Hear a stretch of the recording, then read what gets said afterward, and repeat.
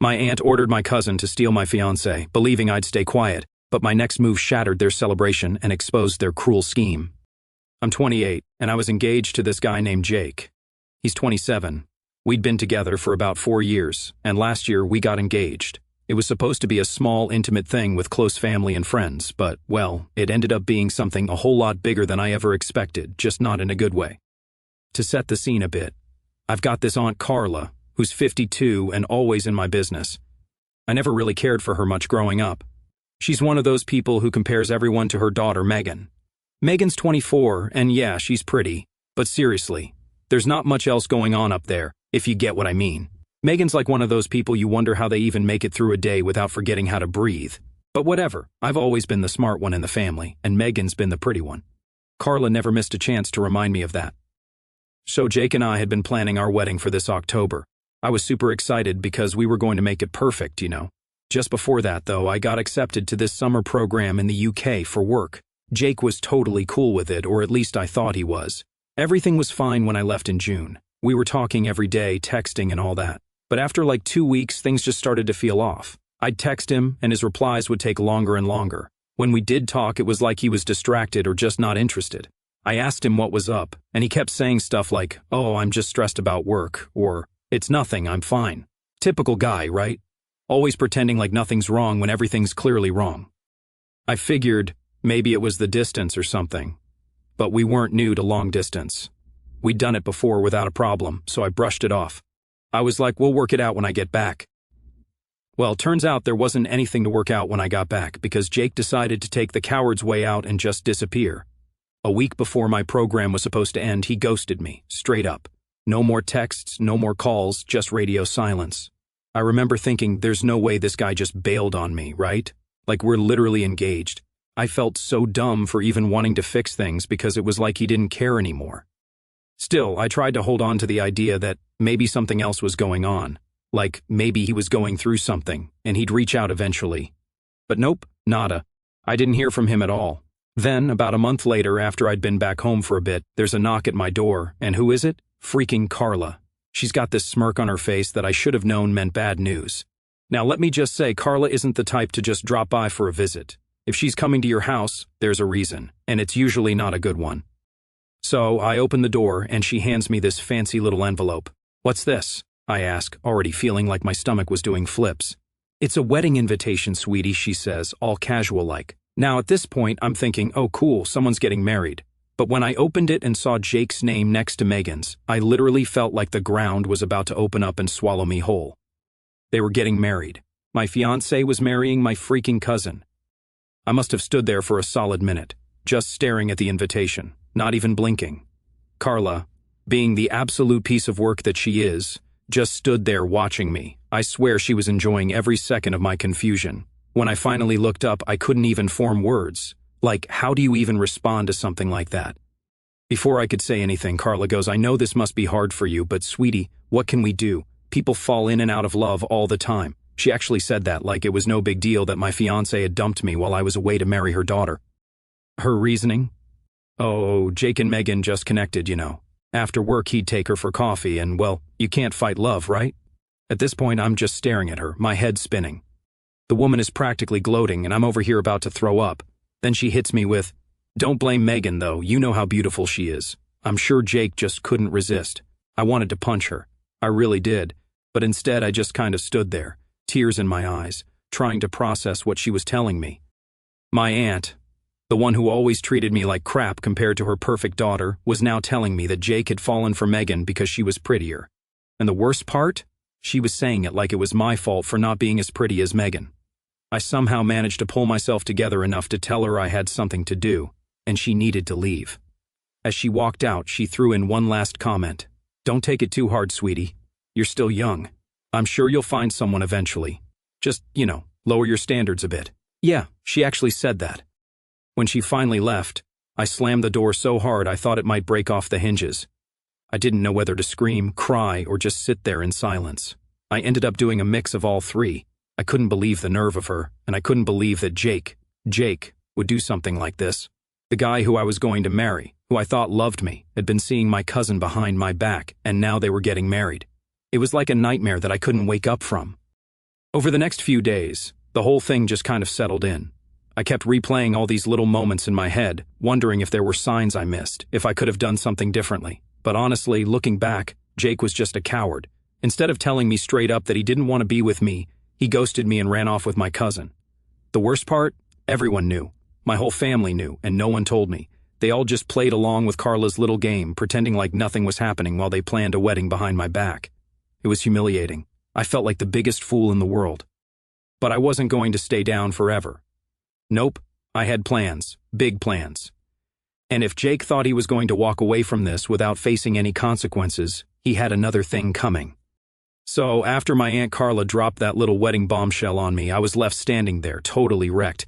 But you know what? I wasn't going to let them just walk away from this without feeling some consequences. Sure, I was hurt, but that pain started turning into something else pretty quick, anger. And with anger comes motivation.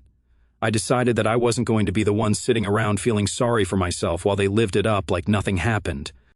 Jake and I had shared a lot of stuff. One of the biggest things was a trust fund we'd started together. We weren't super rich or anything, but we both saved up for years with plans to use it to start our own business once we were married. It was mostly my idea, to be honest, because Jake never really had a head for finances. That should have been a red flag, right? But hindsight is 20/20. Anyway, I was the one managing the whole thing. I put in most of the money because Jake was saving up for his dream of being a writer. Spoiler, he sucked at writing. So, after Carla's lovely visit, I logged into the trust fund account, and there it was. All our savings, just sitting there, waiting. Now, I could have done the nice thing and left Jake's share untouched, but after what he did, nah, I wasn't feeling very charitable. I transferred every last penny into my own account. He'd contributed maybe 20%, but honestly, after everything I'd spent on him during our relationship, supporting his writing career, paying for his stuff when he wasn't working, I figured this was more than fair. I thought, let's see how you start your business now, buddy. He had no clue I even had access to everything. In his mind, that money was still sitting pretty, waiting for the day we'd use it together. The joke was on him. He was about to get a rude awakening, but I'd save that for later. A few weeks go by, and I'm hearing all kinds of gossip from family and friends. Apparently, Jake quit his job around the time we got engaged to focus on writing, but it wasn't really going anywhere. No surprise there. He wasn't exactly disciplined. Instead of putting in the hours and hustling, he'd spend his days with Megan, going to cafes, acting like he was some tortured artist. Carla was loving it, though. She thought Jake was going to make it big, and when he did, her daughter would be married to a successful writer. Delusional, right? But then reality started catching up to them. I found out through my mom, who, by the way, was just as disgusted by all of this as I was, that Jake hadn't had a steady client in months. He was barely scraping by, relying on Megan's part-time job as a receptionist to cover their expenses. I laughed so hard when I heard that. Here's Carla, who thought she was marrying her daughter off to this rich, successful guy, and now they were struggling to pay rent. At this point, I still hadn't heard from Jake, and I was perfectly fine with that. Let him live in his little fantasy world for as long as he could. But of course, you can't avoid reality forever. One day, I was at my mom's house, just catching up on things, and there's a knock at the door. You can probably guess who it was, Jake, standing there with this pathetic look on his face, like a lost puppy. My mom looked at me like, "Do you want me to get rid of him?" But I shook my head. I was ready for this. Jake came in, all awkward, trying to make small talk like we were still on good terms or something. I just sat there, letting him squirm. Finally, he got to the point. I need to talk to you about the trust fund," he said. I didn't say anything at first, just raised an eyebrow. He continued. "I know things ended badly, but we had that money saved up, for the business." He was stumbling over his words, clearly nervous. "I need my half of it now." Let me tell you, it took everything in me not to burst out laughing right then and there. I just calmly said, "What money?" Jake looked confused. "The trust fund, the one we were saving up together." "Oh, that," I said, pretending like I just remembered. "Yeah, I liquidated it." His face turned white. "You what?" "I took all the money out," I said, keeping my tone as nonchalant as possible. "It's gone." He went from shock to anger in about 2 seconds. "How could you do that? That was our money. We were going to start a business with that." I shrugged. "There is no we anymore, remember? You're married to Megan now, and technically most of that money was mine anyway. I supported you for months when you weren't working, so I'd say it evens out." Jake looked like he was going to explode. "That's not fair. I put in money too." "Yeah, and I spent a lot of my own money keeping you afloat," I shot back. So, unless you want to take this to court and try to explain how you used my debit card to cover your bills when you weren't working, I'd suggest you drop it. He looked at me, mouth open, completely speechless. I could see the gears turning in his head as he realized he had no leg to stand on. If he pushed this any further, he'd end up owing me more than he already did. Fine, he muttered, clearly defeated. I'll drop it. He got up to leave, but not before giving me one last pleading look. I'm in a bad spot, you know. I don't have a job, and Megan's barely making enough for both of us. I thought maybe we could talk. I almost felt bad for him. Almost. But then I remembered how he'd ghosted me, married my cousin behind my back, and expected me to just roll over and take it. So I just smiled and said, "Good luck with that." He left, and I felt this huge weight lift off my shoulders. For the first time in weeks, I actually felt like I was getting control of my life back. So after Jake came by and realized he wasn't getting a dime from me, I thought maybe, just maybe, he'd slink off and try to get his life together, face the consequences of his choices like an adult. But of course, that would have been too easy, right? Things were just about to get messier because apparently, Jake wasn't the only one with his eyes on the trust fund. A few days after the Jake situation, I'm chilling at my mom's place again, thinking I could actually have some peace. Wrong. There's another knock at the door. This time, it's Carla. And honestly, I should have expected this. Of course, if Jake had come begging for money and got nothing, Carla would show up next. She was always the type to think she could talk her way out of anything, and I guess she thought she'd just show up and charm her way into getting some of that money back for her precious daughter. I open the door, and Carla immediately goes into this fake smile mode. "Hi, sweetie. We were just in the neighborhood and thought we'd stop by." "Yeah, sure, just happened to be in the neighborhood." Megan's standing behind her, looking like she's about to burst into tears, which, honestly, was probably all part of the plan to make me feel guilty. Not going to lie, it was kind of satisfying seeing her like that after everything that happened, but I wasn't about to give them the satisfaction of acting like I cared. Carla goes, "Can we come in for a quick chat?" Before I can even say anything, she's already walking into the living room like she owns the place. Megan trails behind, looking like a sad little puppy. I'm like, okay, what's this about, because I'm not in the mood for any more of their BS. Carla, of course, launches straight into it. "We heard you talk to Jake the other day," she starts, all casual, like she's discussing the weather, and well, he mentioned the trust fund and how you liquidated it. I didn't say anything, just crossed my arms and stared at her. She's fidgeting a bit, but trying to keep her fake smile going. "Look, I know things didn't end well between you and Jake, but Megan and Jake are struggling right now. It's not easy starting a marriage when money's tight. And I just thought maybe you could give them his share. It's only fair." I almost laughed out loud at that. "Fair?" I asked. "Fair, like how Jake dumped me and married my cousin behind my back. That kind of fair?" Carla waved her hand like I was talking about some minor inconvenience. "Oh, sweetie, don't be so dramatic. People move on. Things change. But this money, this is about starting their life together. They need it." And there it was, the real reason for her visit. It wasn't about me or any kind of closure. Carla was just here to beg for money, as usual.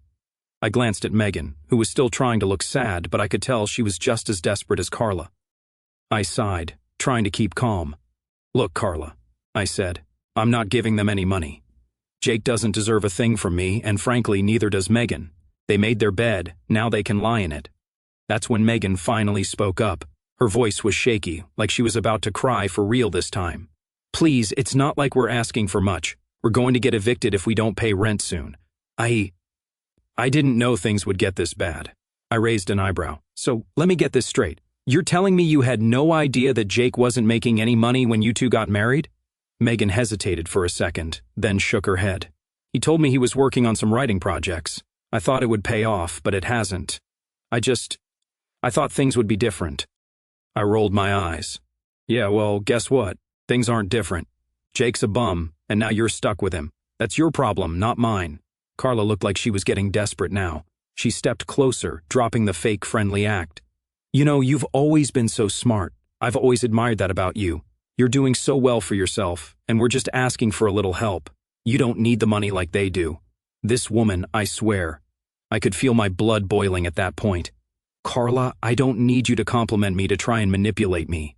You've never given a damn about me until now, when you want something. You've always treated me like I'm less than Megan because she's prettier or whatever, and now you want me to bail her out? Are you kidding me?" She opened her mouth to protest, but I wasn't done. "And besides, you knew exactly what was going on. You were all for Jake and Megan getting married. You thought you hit the jackpot, because you thought Jake was going to be some big-shot writer. Well, guess what? He's not, and that's not my problem. Carla was silent for a moment, probably realizing there was no getting through to me. Megan, on the other hand, finally broke down. She started crying, full-on sobbing, and I'll admit, for a split second, I felt bad. But only for a split second. Then I remembered everything she'd done, and that pity went right out the window. "Please," Megan sobbed. "We don't have anywhere else to go. I don't know what to do." I stared at her, feeling nothing but cold indifference. "Figure it out. You made your choice. Now live with it." Carla tried one last time. "At least give them enough to cover the rent for a couple of months. They just need time to get back on their feet." "Nope," I said, shaking my head. "I'm done with all of you.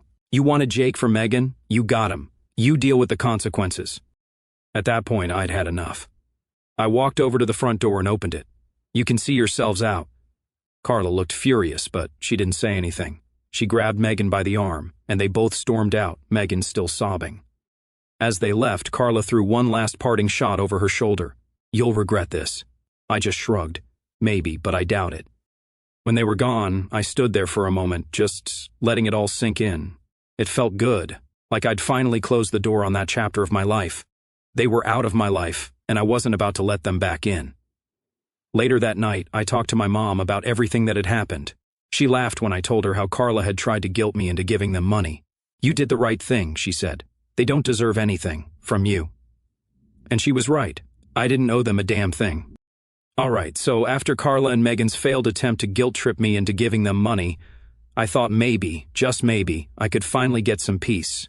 But nah, life wasn't done throwing more nonsense my way. If there's one thing I learned through all of this, it's that people like Carla and Jake don't just disappear quietly. They always find a way to stir up more drama, even when they're in the wrong. A couple of weeks go by, and I'm living my life. Feeling pretty good about how I handled things. I hadn't heard anything from Jake, Carla, or Megan, which was perfect. Then, one afternoon, my mom calls me and says, "You're not going to believe this." Now, when your mom starts a conversation like that, you know something wild's about to go down. So she tells me that Carla and Megan have been kicked out of my grandparents' house. Yeah, you heard that right. Apparently, after Carla's little visit to me, she went crying to my grandparents, begging them for help. Megan was in full drama queen mode, acting like her life was falling apart, which, I mean, to be fair, it kind of was. But my grandparents weren't having it. They've been dealing with Carla's freeloading for years. She'd been living with them, mooching off their pension, and not doing much to contribute around the house.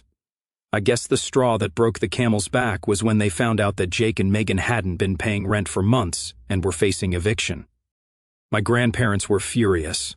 They'd always believed Carla's story that Jake was this successful writer who would take care of Megan, and now they were seeing that the whole thing was a lie.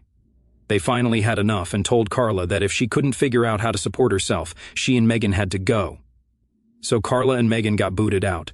No more free ride at the grandparents' house. They had to go find their own place, and guess what? They ended up in this tiny rundown apartment in some sketchy neighborhood. Talk about karma hitting hard. My mom was practically laughing as she told me the whole story. And honestly, I couldn't help but laugh too. I mean, this is what they deserved, right? After all the crap they pulled, it was kind of satisfying to see them finally face the consequences of their actions. But the best part? Jake had no idea this was happening. Apparently, Carla and Megan hadn't told him they'd been kicked out, and he was still under the impression that they were living comfortably at my grandparents' house. I'm not sure what their plan was, but clearly they weren't being honest with each other. Anyway, a few days after my mom's call, I get an email from Jake. Now, this was surprising because after our last conversation, I thought he was done trying to reach out to me, but nope, there he was popping back up in my inbox. The email started off like the others, him apologizing for how things ended, saying he messed up, blah blah blah. Honestly, I didn't care about his apologies at this point. But then he started talking about how hard things were for him now. Jake mentioned that he was struggling to find work because apparently his writing career wasn't panning out. Big shocker there, right? He'd been trying to land new clients, but no one was interested in hiring him. He even said he was thinking about going back to his old job, which made me laugh because that was the same job he quit to pursue his passion. Funny how things come full circle. But here's the thing, Jake asked me for advice. Yes, you read that right. The guy who dumped me for my cousin was now asking me for career advice. I had to read the email twice to make sure I wasn't imagining it. He actually wanted my help figuring out what to do next because according to him, I was always the one who knew how to handle things. I couldn't believe the nerve of this guy. I mean, after everything he did, he had the audacity to come to me for help. I didn't respond right away because, honestly, I didn't know how. Part of me wanted to just ignore him, but another part of me thought maybe this was my chance to show him how much he screwed up. So, after thinking it over for a bit, I replied. I kept it short and to the point. I told him that it wasn't my job to fix his problems and that he needed to figure it out on his own. I also reminded him that I wasn't the one who threw away our relationship. He was. I said something like, "You made your choice, Jake, and now you have to live with it." I didn't bother to offer any advice because, frankly, he didn't deserve it. He didn't reply, and I figured that was the end of it. But nope, there was more. A week later, I get another email, this time from Megan. She was freaking out because they were officially getting evicted, and they had nowhere to go. She asked if I could please reconsider and give them some of Jake's share of the trust fund so they could get back on their feet. She said they'd been struggling ever since they got married and didn't know how they were going to make it without some financial help. I could have been nice. I could have felt sorry for her and handed over some cash to help them out. But after everything they did, nah, I wasn't feeling generous. So I replied with a simple, "Sorry to hear that, but this isn't my problem. Good luck." I hit send and didn't give it another thought. If they were hoping for a bailout from me, they were going to be disappointed. After that, I heard through the family grapevine that Carla and Megan were scrambling to find somewhere to live. They tried asking my grandparents to take them back, but my grandparents weren't having it. They'd put their foot down, and honestly, I was proud of them for it. It was about time Carla faced some consequences for her freeloading ways. As for Jake, I heard he finally gave up on his writing dreams and went crawling back to his old job. He's probably miserable, but honestly, I don't care. He made his choices, and now he's living with them. I'm doing just fine. I moved on, got a new job, and even started dating again. Life's good, and I don't have to deal with their drama anymore. If there's one thing I've learned through all of this, it's that sometimes karma takes its sweet time, but it always shows up in the end. So after everything that went down with Jake, Carla, and Megan, I figured things would finally settle down. But of course, that's not how life works when you've got people like them in your orbit. I thought they'd finally get the message, right? Like, stop bothering me, deal with your own problems, and let me live my life. But nope, there was still one last bit of drama waiting to unfold, and honestly, this one took me by surprise. A few months after all the eviction drama, I was pretty much back to normal. I'd gotten back into my work, started hanging out with my friends more, and I was dating again, which felt like a nice change of pace. It felt like I was finally moving on from all the nonsense. But then, out of nowhere, I get a call from my uncle, Carla's brother. Now, my uncle and I had always been cool. He wasn't really involved in the whole Carla and Megan situation, but he knew about it. He's one of those guys who stays out of family drama but will call you if something major is going down. So, when I saw his name pop up on my phone, I knew something was up. I answered, and he immediately goes, "You're not going to believe what Carla did. Here we go again." Apparently, Carla had been spreading all kinds of lies about me to the rest of the family. She'd been telling people that I was the reason Jake and Megan were struggling. According to her, I'd stolen Jake's share of the trust fund, and that's why they couldn't pay rent or make ends meet. She was going around saying that I was this greedy, selfish person who didn't care about family and that I was ruining Megan's future. Can you believe the nerve? I was furious. Like, I'd put up with a lot of crap from Carla over the years, but this was too much. I wasn't going to let her drag my name through the mud because she didn't want to admit that her daughter married a bum. My uncle told me that most of the family didn't believe her, but some people were starting to wonder if there was any truth to her story. That's when I knew I had to put an end to this once and for all. So I decided to confront her. I wasn't going to let her keep spreading lies about me behind my back. If she wanted to play the victim, fine, but she wasn't going to do it at my expense. I called her up and told her we needed to talk face to face. She tried to act all innocent on the phone like she didn't know what I was talking about, but I wasn't falling for it. I told her to meet me at a coffee shop the next day, and to my surprise, she actually agreed. When I got there, Carla was already sitting at a table, looking all smug, like she'd won some kind of battle. But I wasn't there to play games. I sat down and got straight to the point. "Why are you telling people I stole Jake's money?" I asked, keeping my voice calm but firm. She blinked at me, pretending to be confused. "I don't know what you're talking about, dear. I haven't said anything like that." "Yeah, right. Cut the crap, Carla," I said. "I know you've been telling people that I took Jake's share of the trust fund. I know you've been blaming me for all the problems Jake and Megan are having, and I'm not going to let you keep spreading those lies." She sighed dramatically, like she was the one being wronged. I'm just trying to look out for my daughter. She's been through so much, and you know that money could have helped them. I stared at her, not believing what I was hearing.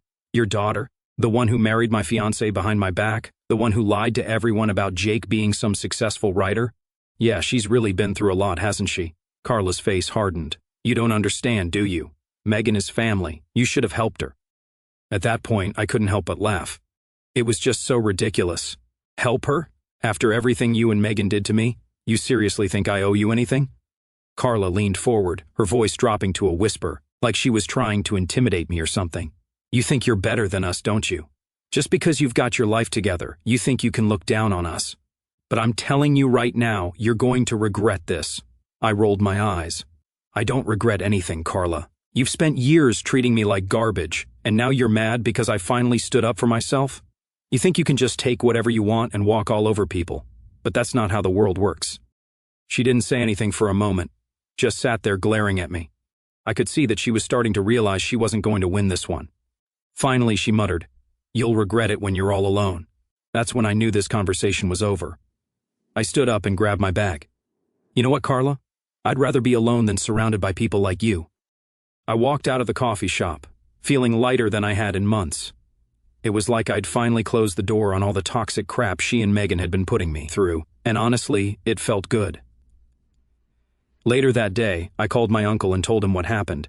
He laughed and said, "Carla's always been like that. She's never going to change." He was probably right, but at least I didn't have to deal with her anymore. As for Megan and Jake, I heard through the grapevine that they were still struggling to get by. They'd moved into an even smaller apartment, and Jake was working a dead-end job he hated. Every once in a while I'd hear from family members that Megan was complaining about how hard things were, but I didn't really care. They made their choices, and now they were living with the consequences. Me, I was doing great. I'd moved on from the whole mess, focused on my career, and started seeing someone new. Life was good, and I wasn't going to let people like Carla or Megan bring me down anymore. If they wanted to keep playing the victim, that was their problem, not mine, and that's how it all ended. No dramatic resolution, no big apology from Carla or Megan, just me moving on with my life and them still stuck in the mess they created. Sometimes, that's the best kind of ending you can hope for.